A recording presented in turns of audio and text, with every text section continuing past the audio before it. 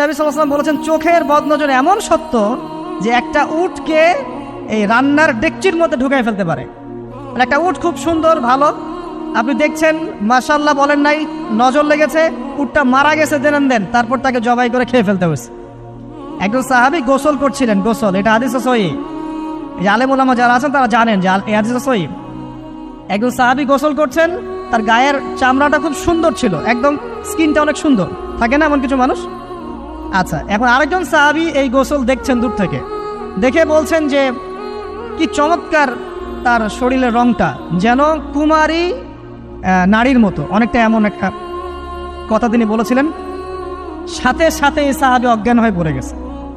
কোন সাহাবী? যিনি গোসল করছিলেন। এটার আপনি কোনো ব্যাখ্যা দিতে পারবেন না, তো এখানে কোনো সায়েন্স দিয়ে বা মেডিকেল সায়েন্স দিয়ে আপনি কোনো ব্যাখ্যা করতে পারবেন না। একটা ব্যাখ্যা দিতে পারেন, কিন্তু কেন সেটা হলো সেটা আপনি অ্যান্সার খুঁজে পাবেন না।